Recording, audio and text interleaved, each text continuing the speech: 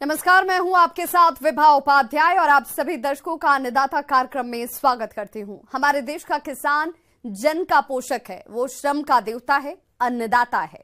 उसमें ही भारत की आत्मा निवास करती है और ऐसे ही किसानों की प्रगति के लिए हम खेती बाड़ी से जुड़ी हुई बहुत सी नई लाभकारी जानकारियां हर रोज सुबह लेकर आते हैं। तो चलिए कार्यक्रम शुरू करने से पहले देखते हैं क्या है आज के अन्नदाता में। गेहूं और जौ की फसल में जरूरी कार्यों को करके ले अधिक पैदावार। बत्तख पालन है लाभकारी व्यवसाय।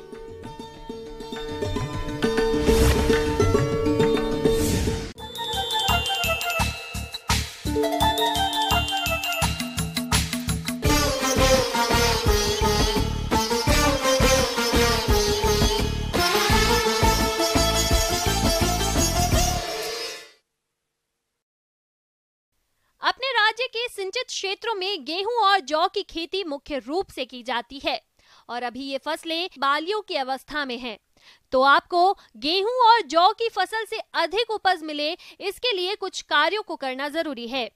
तो इस समय गेहूं और जौ की फसल में कौन कौन से कार्यों को करें, इस बारे में जानकारी दे रहे हैं कृषि विज्ञान केंद्र टांकरडा के शस्य वैज्ञानिक डॉक्टर BL यादव।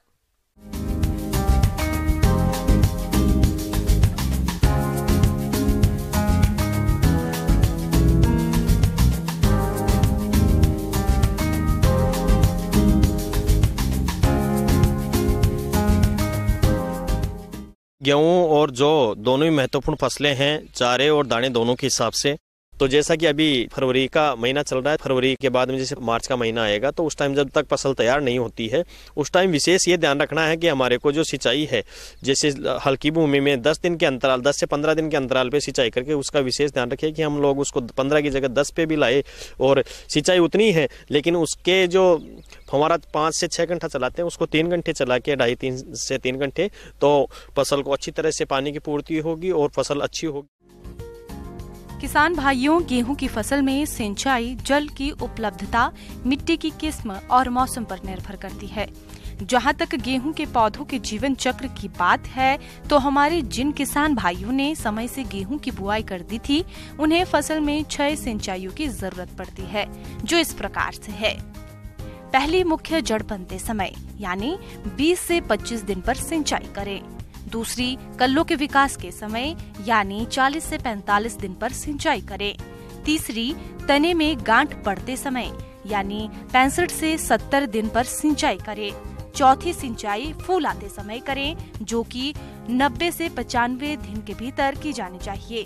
पांचवी, दानों में दूध पड़ते समय यानी 105 से 110 दिन पर सिंचाई करें। छठी, दाना सख्त होते समय यानी 120 से 125 दिन पर सिंचाई करें। और सिंचाई करने से पहले मौसम पूर्वानुमान रिपोर्ट के आधार पर या आपको वर्षा होने की संभावना लगे तो आप फसल में सिंचाई न करें, क्योंकि अगर आपने फसल में सिंचाई कर दी और बारिश हो गई तो जल भराव के कारण फसल के बर्बाद होने की संभावना बढ़ जाएगी, जिससे आपको नुकसान उठाना पड़ सकता है। और यदि बाद में जैसे फरवरी बाद में टेम्परेचर बढ़ता है, तो उस टाइम में भी इस प्रकार से हम यदि सिंचाई देंगे तो निश्चित रूप से जब फसल पकाई की अवस्था में आएगी या दाना बनेगा, उस टाइम में हम सिंचाई में कहीं कोई कमी नहीं हो। और उस टाइम में यदि दाना बढ़ते समय गेहूं और जौ की फसल में सिंचाई करते हैं तो उत्पादन में अच्छी बढ़ोतरी होती है और दाने की जो क्वालिटी है, दाने की क्वालिटी और चारे की क्वालिटी दोनों में ही जो है उनकी जो गुणवत्ता है वो अच्छी प्राप्त होगी, जिससे किसान भाइयों को आर्थिक रूप से अच्छा फायदा होगा। जौ और गेहूं की जो खेती कर रहे हैं उन किसान भाइयों को ये ध्यान रखना है कि अब जैसे फसल खेत में खड़ी है और फसल में जो भी पोषक तत्वों की मात्रा बची हुई है, पहली सिंचाई और दूसरी सिंचाई के साथ में, पहली सिंचाई करीब करीब हो गई है, दूसरी सिंचाई में वो नाइट्रोजन की जो हम पूर्ति करते हैं दूसरे पानी के साथ देते हैं, वो बची हुई मात्रा दूसरी सिंचाई के साथ में दे के पूरी कर ले, जिससे उसकी जौ की और गेहूं की बढ़वार अच्छी हो सके। किसान भाइयों, दोमट मिट्टी में खड़ी गेहूं की फसल में आमतौर पर 2 बार में यूरिया के प्रयोग की आवश्यकता होती है। वहीं बलुई दोमट मिट्टी में 3 बार यूरिया का प्रयोग किया जाता है। किसान भाइयों, आपने यूरिया की पहली मात्रा दे दी होगी। दूसरी शेष मात्रा को खड़ी फसल में गांठ बनते समय दें और अगर बलुई दोमट मिट्टी है तो फसल में बालियां निकलते समय यूरिया की शेष तीसरी मात्रा भी दे सकते हैं। गेहूं की फसल में और जौ की फसल में जैसे ही सर्दी पूरी होती है, तापमान धीरे धीरे बढ़ता है, उस टाइम में दीमक की थोड़ी समस्या आती है और हल्की ज़मीन में थोड़ी सी ज़्यादा समस्या आती है। दीमक से जो समस्या आती है, पौधे खत्म होते हैं, जिससे उत्पादन पे विपरीत प्रभाव पड़ता है। गुणवत्ता भी जो है अच्छी नहीं प्राप्त होती है, चारे की और दाने की दोनों की दाना छोटा रह जाता है, जिससे फसल में काफ़ी सारा नुकसान हो जाता है। तो ऐसी परिस्थिति, ऐसी जो समस्या से निजात पाने के लिए या ऐसी समस्या से फसल को बचाने के लिए हमारे किसान भाइयों को पहले से ही ध्यान रखना होगा कि यदि टेम्परेचर बढ़ता है, ऐसी परिस्थिति बनती है, उस समय हमारे किसान भाई दीमक के जो रोकथाम के लिए लगभग 4 लीटर जो क्लोरोपाइरीफास दवा है उसको बजरी या मिट्टी में मिला के अच्छी तरह से और खेत में बिखेर के फिर पानी सिंचाई करें, जिससे कि दीमक से जो नुकसान होने वाला है उससे बचा जा सकता है। यदि इस प्रकार की दवा हमारे किसान भाई उपयोग करेंगे तो हल्की ज़मीन में इसका बहुत अच्छा फायदा मिलेगा। तो ये इस प्रकार से दीमक का भी प्रबंधन करना, सिंचाई के साथ साथ में दीमक का प्रबंधन करना जरूरी है। किसान भाइयों, गेहूं की फसल में सैनिक कीट द्वारा अधिक नुकसान पहुंचाया जाता है। इस कीट का लार्वा भूमि की सतह से पौधे के तने को काटता है। ये दिन में छुपे रहते हैं और रात होने पर निकलकर सबसे पहले पौधों की पत्तियों को बीच में से खाकर छिद्र कर देती हैं। उसके बाद धीरे धीरे तने का रस चूसकर उसे खाकर खोखला कर देती हैं, जिस कारण फसल सूखना प्रारंभ हो जाती है।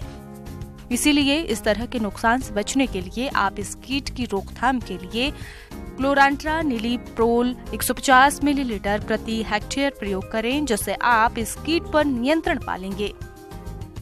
किसान भाइयों, पीला रतुआ के लक्षण पत्तियों की ऊपरी सतह पर पीले रंग की धारी दिखाई देती है, जो धीरे धीरे पूरी पत्तियों को पीला कर देती है। पत्तियों पर पाउडर जमा होने के कारण पत्तियों की भोजन बनाने की क्षमता बेहद प्रभावित होती है, जिस कारण पत्तियां सूखने भी लगती है, जिससे फसल में मिलने वाला उत्पादन बहुत ज्यादा प्रभावित होता है। किसान भाइयों, इस रोग के लक्षण दिखाई देते ही 200 मिलीलीटर प्रोपिकोनाजोल 25 EC प्रति लीटर पानी में मिलाकर प्रति एकड़ छिड़काव करें। रोग के प्रकोप और फैलाव को देखते हुए दूसरा छिड़काव 10 से 15 दिन के अंतराल पर दोबारा कर दें, जिससे आप इस रोग पर नियंत्रण पालेंगे।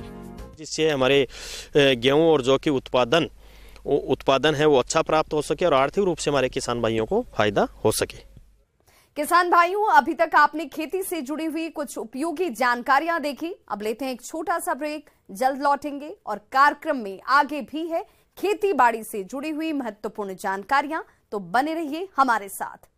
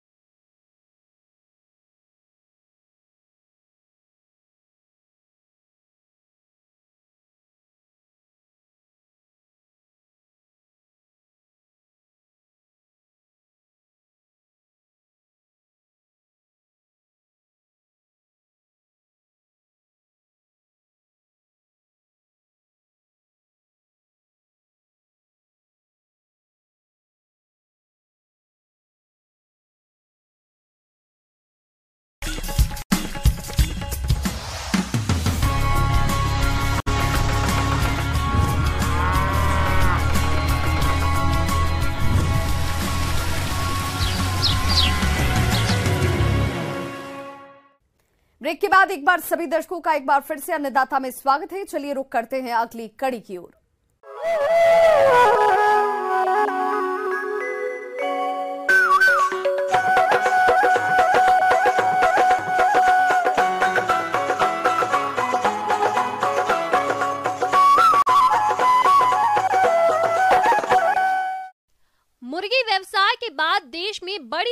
में बत्तख पालन किया जाता है। बत्तखों के अंडे और मांस को लोग बहुत पसंद करते हैं और बत्तख पालन व्यवसाय की हमारे देश में बहुत संभावनाएं हैं। मुर्गियों की तुलना में बत्तखों की उत्पादक अवधि अधिक है और बीमारियां भी कम होती है। तो यदि आप भी बत्तख पालन करना चाहते हैं तो किस प्रकार से करें बत्तख पालन, आइए जानते हैं विशेषज्ञ डॉक्टर मनीष कुमार से।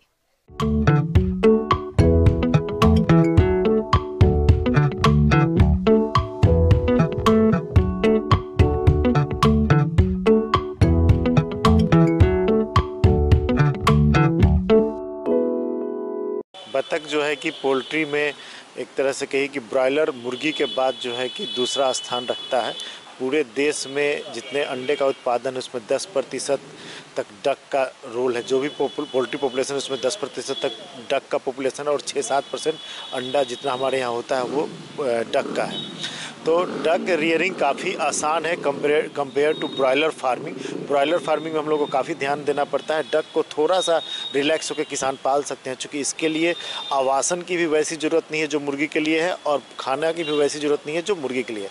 संक्षेप में बताना चाहेंगे कि डक के आवासन के लिए हम लोग तीनों व्यवस्था रख सकते हैं। हम उसको घर में भी बना कर रख सकते हैं या ऐसा भी व्यवस्था रख सकते हैं कि रात में घर में रखें और दिन में उसको बाहर चरने के लिए छोड़ें, या पूरा दिन भर उसको हम लोग चरने के लिए और रात में भी खुले में रख सकते हैं। हमारे यहाँ डक की दो प्रजाति, एक तरह से कहें कि हम लोग दो उद्देश्य से डक पालते हैं। एक अंडा देने के उद्देश्य से जो मुख्य उद्देश्य है, दूसरा मीट पर्पस। तो जिस तरह से ब्रॉयलर और लेयर है, वहीं यहाँ पे जो डक अंडा देने के उद्देश्य से हैं वो 2-3 वैरायटी, जैसे खाकी कैम्पबेल है, इंडियन रनर है, और वही मीट के लिए जो डक हम लोग यूज करते हैं वो मस्कोवी हो गया, वाइट पेकिन हो गया। उसके अलावा चाइना डक भी मीट के लिए ही हम लोग उपयोग में लाते हैं। इसको अगर हम लोग खाना खिलाते हैं तो लगभग 2.3 किलो खाना खा के ये डक हमारा 1 किलो का होता है। जो अंडा देने वाला डक है, अगर बढ़िया वैरायटी का है तो मुर्गियों से भी ज़्यादा, लगभग 300 अंडा 1 साल में देता है। ये अंडा हमारे लिए और ज़्यादा पौष्टिक और उपयोगी होता है, क्योंकि मुर्गी के अंडे के तुलना में इसका साइज 17 से 18 या 20 ग्राम तक ज़्यादा होता है। मुर्गियों के अंडे का साइज ऑलमोस्ट 50 ग्राम होता है, ये 65 से 70 ग्राम तक का होता है। किसान भाइयों, बत्तखों का अच्छा विकास हो और इनसे अधिक अंडा उत्पादन हो सके, इसके लिए उनका संतुलित आहार प्रबंधन करना बेहद जरूरी है, क्योंकि आहार प्रबंधन में लापरवाही करने पर बत्तखों का विकास तो बाधित होता ही है, साथ ही घातक रोगों की चपेट में आ जाने पर इनकी मृत्यु भी होने लगती है। ऐसी परेशानी से बचने के लिए आप इनका आहार प्रबंधन कैसे करें, आइए जानते हैं। खाने की जहाँ तक बात करें तो डक को हम लोग कंप्लीट, अगर हम पूरा घर बना के रखते हैं तो हम लोग वयस्क डक को 120 ग्राम तक हम उसको प्रतिदिन खाना की आवश्यकता होती है, जिसका आहार मुर्गी के आहार से मिलता जुलता होता है। अगर अंडा देने वाला डक है तो उसके लिए हम लोग 16% प्रोटीन युक्त आहार देते हैं। अगर मीट के लिए डक यूज़ करते हैं तो 20% प्रोटीन युक्त आहार देते हैं। अगर हम डक को चरने के लिए देते हैं तो जो 120 है उसको हम लोग 60 ग्राम कर देंगे, जो सुबह शाम में खिलाएंगे,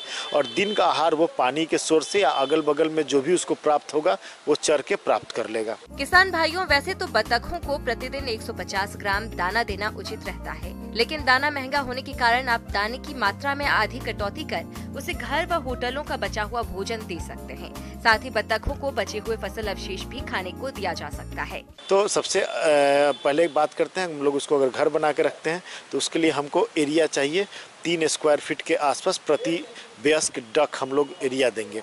अगर हम लोग घर भी रखते हैं और खाली जगह भी रखते हैं उसके दिन में चरने के लिए, तो उसमें 2 से 2.5 वर्ग फीट प्रति डक अगर देते हैं तो वो हमारा काम हो जाता है। अगर हम लोग पूरा खुला में रखते हैं तो 1000 डक के लिए मोटा मोटी 1 एकड़ एरिया की आवश्यकता है।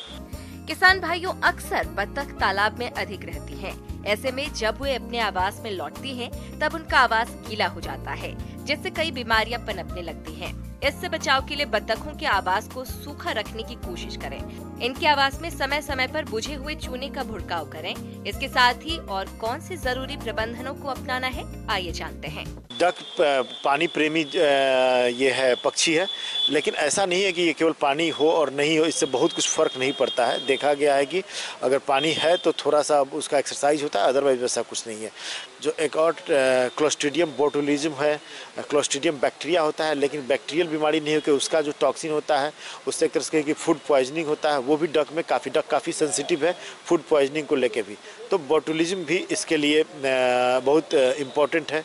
इसके अलावा ये बीमारी जो एक और डक में जो है काफ़ी इम्पोर्टेंट है, वो बच्चों में होता है, जो कि रेस्पिरेटरी डिस्ट्रेस होता है। बच्चा में डक को जब हम ब्रूडिंग करते हैं और डक को ठंडा लगता है या किसी तरह से रेस्पिरेटरी डिस्ट्रेस होता है, तो उस समय भी डक का जो है कि डक कोराइजा होता है, जिसके लिए हम लोग एंटीबायोटिक और साथ में एंटीहिस्टामिनिक चला के कंट्रोल कर सकते हैं। ये हमारे किसानों के लिए बहुत ही लाभदायक है, क्योंकि अभी भी रूरल एरिया में काफ़ी पाया जाता है, जहाँ जिनके पास ज़मीन कम है लेकिन अगल बगल में तालाब है, उसमें ये पाल सकते हैं।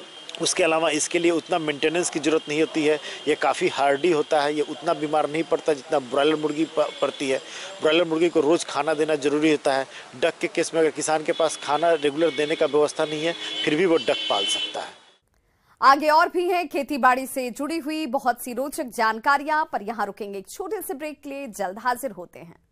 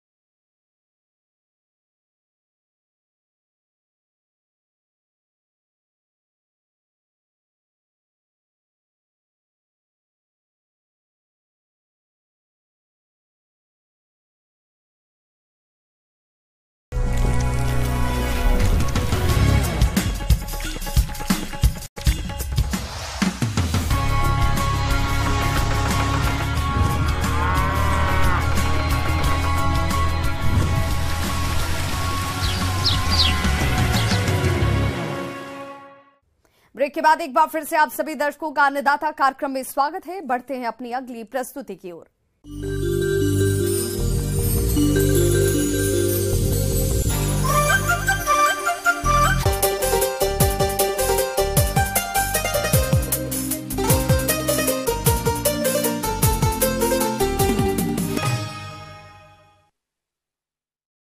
कम समय में अच्छी आमदनी देने वाले मूंग और उड़द की खेती इस समय किसान कर सकते हैं, लेकिन इसकी भरपूर पैदावार लेने के लिए किसानों को उन्नत बीज से लेकर फसल के सारे प्रबंधों को वैज्ञानिक तौर तरीकों के आधार पर करना होगा।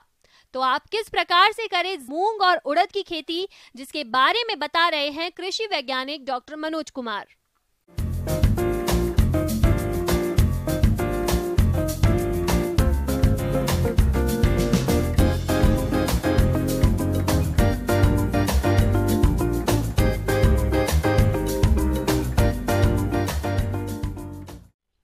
किसान भाइयों, आज जो है हम सभी लोग जो है गर्मा दलहन के बारे में चर्चा करने आए हुए हैं, जिसमें हम सभी लोग उड़द और मूंग की खेती के बारे में विस्तार पूर्वक चर्चा करेंगे।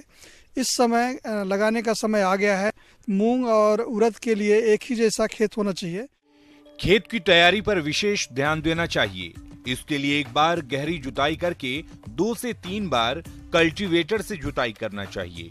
बुआई से 15 से 20 दिन पहले 8 से 10 टन प्रति हेक्टेयर गोबर की खाद को कल्टीवेटर की मदद से पूरे खेत में समान रूप से दें। इसके बाद खेत को अच्छी तरह से समतल कर लें।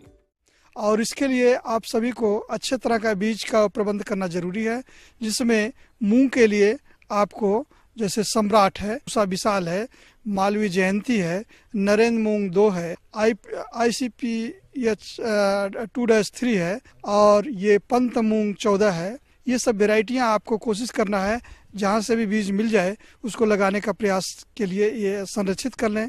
और उड़द के लिए बढ़िया वेराइटी है पंत उड़द 31, सुलता है, सुजाता है और ये लगभग पासा।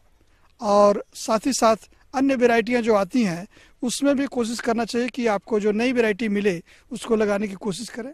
बुआई के पूर्व बीजों को कवकनाशी से उपचारित करें ताकि इन्हें बीज तथा मृदा जनित रोगों के साथ कीट व्याधियों से भी बचा जा सके। इसके लिए बाविस्टिन 1 ग्राम दवा से प्रति किलोग्राम बीज अच्छे से उपचारित करें। और शुरू में प्रयास करना चाहिए कि आपका बुआई के समय अगर उस खेत में ये राइजोबियम या पीएसबी नहीं लगाए हों तो बीज के ऊपर राइजोबियम और पीएसबी को उपचारित करना चाहिए। पीएसबी लगाने से हमारा जो फास्फोरस 112 किलोग्राम हमने दिया था डीएपी के रूप में, पौधा पूरी की पूरी बढ़िया ढंग से उसको प्राप्त कर लेता है। जबकि ये नाइट्रोजन की पूर्ति के लिए आपको राइजोबियम देने से लगभग 30 से 35 किलोग्राम नाइट्रोजन हवा के से लेकर के पौधा जो है प्राप्त करता है। इसीलिए उसके बीज में इसको 1 लीटर पानी में लगभग 200 ग्राम गुड़, 100 से 200 ग्राम गुड़ को घोल बना करके ठंडा कर लेते हैं, उसके बीज पे गिराते हैं और वह जो है चिपचिपा हो जाता है। उसके बाद इस राइजोबियम को उसमें लेपित कर देते हैं और फिर पीएसबी लगाते हैं। तो ये चीज़ ध्यान रखेंगे। हम जब खेत की तैयारी कर लेते हैं तो उसमें उर्वरक की जो मात्रा होता है तो 25, 50, 25, 20 इसको देने के लिए लगभग 12 किलोग्राम आपका यूरिया लगता है, 110 किलोग्राम डीएपी लगता है, 40 किलोग्राम पोटास लगता है और लगभग 30 किलोग्राम सल्फर, तो इसको भी आप ले सकते हैं। तो इसको बुआई के समय आप देने की कोशिश करें और इसको लगाने के लिए लाइन से लाइन दूरी जो रखा जाता है लगभग 25 सेंटीमीटर और पौध से पौध की दूरी 8 से 10 सेंटीमीटर। इसलिए ये चीज़ ध्यान रखें। और खरपतवार नियंत्रण करने के लिए प्री इमरजेंस में एलाक्लोर और दूसरा पेंडिमेथिलिन ये बुआई के समय, बुआई के दिन प्रयोग किया जाता है। बुआई के 15 से 20 दिन बाद मौसम के अनुसार जब पौधे 10 से 12 सेंटीमीटर के हो जाएं, तो पहली सिंचाई करें। उसके बाद 8 से 10 दिन के अंतराल से ग्रीष्मकालीन फसल में पानी देते रहना चाहिए। इस मौसम में बोई गई फसल में खरपतवार या जंगली घास हो जाती है, जिनको निकालना जरूरी होता है। इन्हें निकालने के लिए 2 से 3 बार खुरपी से गुड़ाई करें। और इसमें कुछ कीट लगते हैं जिसे चित्तीदार धब्बे कीट या इल्ली या जो है थ्रिप्स या पिलू, इन सब को रोकने के लिए आपको प्रयास करना है कि हमें जो है नीम का तेल प्रोसेस किया हुआ तो 1 लीटर पानी में 5 ml घोल बना करके छिड़काव करेंगे तो आपका ये कीड़े रुक जाते हैं। या प्रकाश प्रपंच के रूप में कीड़ों को रोकना चाहिए। तो आपके क्षेत्र में आपका ये लगभग दलहन का अच्छा रहेगा। गर्मा में आप दलहन की खेती अच्छी हो जाएगी। और इस चीज़ का ध्यान हमेशा रखना है कि हमें थोड़ी थोड़ी चीज़ों को ध्यान रख करके हम अच्छा से अच्छा उत्पादन प्राप्त कर सकें।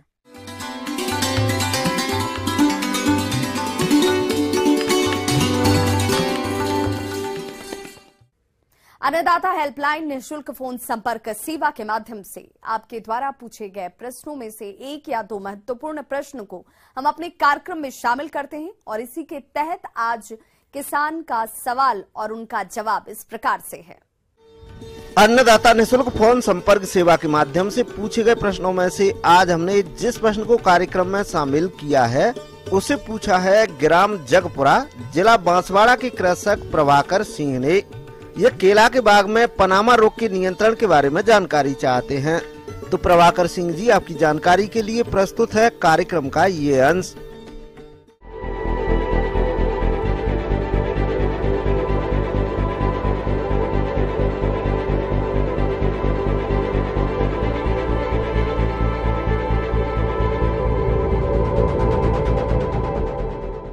केले की फसल जो तैयार है, केले के नए बगीचे लगाए हैं या जो फसल तैयार हो, उनमें विभिन्न प्रकार की बीमारियां देखने को आ रही हैं। जैसे कि एक होता है पनामा विल्ट, इसमें पूरा की पूरा पौधा आगे जाकर सूख जाता है। इसकी शुरुआत जो होती है, जो पत्तियों के किनारों से पीलापन शुरू होता है और पत्तियां का ये पीलापन पूरा, जो धब्बे होते हैं पीले पीले, ये धब्बे बड़े होते हैं, बृहदाकार में होते हैं और जाके इकट्ठे हो जाते हैं और पत्तियां फटने लग जाती हैं। इससे पूरी की पूरी पत्ती सूख जाती है। जब पत्ती पूर्ण रूप से सूखेंगी तो पौधे की वृद्धि रुक जाती है और पौधे भी मर जाते हैं। इसके जो फफूंदनाशक इसमें इस्तेमाल की जाते हैं, तो किसान भाई को मैं बता दूं यहाँ की जैसे कार्बेंडाजिम है, या M45 है, विटावैक्स है, 1 से 2 ग्राम दवा घोल लें पानी में 1 प्रति लीटर और इसका छिड़काव करें। छिड़काव 10 से 15 दिन के अंतर पर भी कर सकते हैं, जरूरत हो तो 10 से 12 दिन पर। फलों की वृद्धि अच्छी होगी जिससे कि भरपूर उत्पादन किसान भाई को प्राप्त होगा।